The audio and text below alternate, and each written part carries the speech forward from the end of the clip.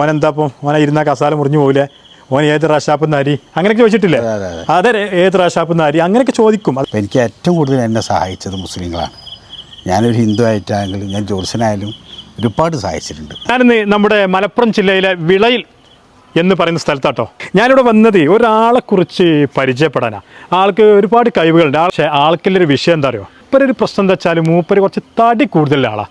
ഏകദേശം ഒരു 100, 110, 120 kilo weight ഉണ്ട് മൂപ്പര്. ഇയാളെക്കുറിച്ച് ഒരുപാട് നാട്ടിൽ പല ആളുകളും തടി ഏറിയതിൻ്റെ പേരിൽ പല വിഷയങ്ങളും പറയുന്നുണ്ട്. എന്നുവെച്ചാൽ തടി കൂടുതലുള്ള ഒരാളാണ് മൂപ്പര്. എങ്ങനെയാണ് പിന്നെ ഈ ജോലിയൊക്കെ ചെയ്യുന്നത്, ഈ ജോലിസമയൊക്കെ എങ്ങനെ പടിഞ്ഞിരുന്ന് ചെയ്യുക. ഞാനിന്ന് ആ ഒരു വ്യക്തിയെക്കുറിച്ച് അതിൻ്റെ കാര്യങ്ങൾ അറിയാൻ വേണ്ടി വന്നതാണ്. നമസ്കാരം. നമസ്കാരം. എന്താർത്തനോ? സുഖല്ലേ? അത്യാവശ്യം തടിയൊക്കെ ഉണ്ട്, പറഞ്ഞ മാതിരി തന്നെയല്ലേ?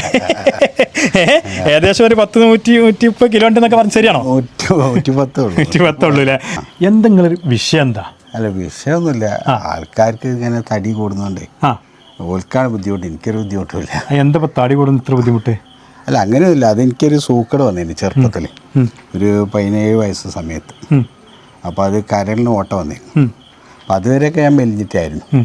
അപ്പം അങ്ങനെ 3 മാസം ട്രീറ്റ്മെൻറ്റ് ചെയ്തപ്പോൾ അങ്ങനെ അതിൻ്റെ മരുന്ന് കുടിച്ചാൽ, ഇംഗ്ലീഷ് മരുന്ന് കഴിച്ചതിൻ്റെ ഒരു സൈഡ് എഫക്റ്റാണ് ഈ തടി. പല ആൾക്കാരും നമ്മളെ ഒരു പരിഹാസ രീതിയിൽ കാണാറുണ്ട്. ചില കല്യാണപ്പരയിലൊക്കെ പോയാൽ കസേരയിൽ ഇരിക്കുമ്പോൾ ആ കസേര പൊട്ടും ചേട്ടാ എന്നൊക്കെ പറഞ്ഞ് എന്നെ പരിഹസിക്കാറുണ്ട്.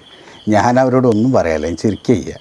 എൻ്റെ ഒരു പ്രത്യേകത എന്താ വെച്ചാൽ ഞാൻ ഒരാളോട് ചൂടാറേണ്ട ആവശ്യമില്ല. കാരണം എന്താ വെച്ചാൽ അവർ നമ്മളെ മക്കാറാക്കുമ്പോൾ നമുക്ക് നമ്മളെ കഴിവ് നമുക്ക് മനസ്സിലായി.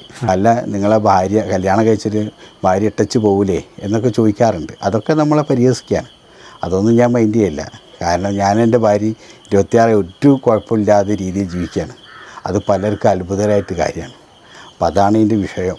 ജനങ്ങൾക്ക് എന്താ വെച്ചാൽ നമ്മളെന്തെങ്കിലും പരിഹസിക്കണം, അത്രയേ ഉള്ളൂ.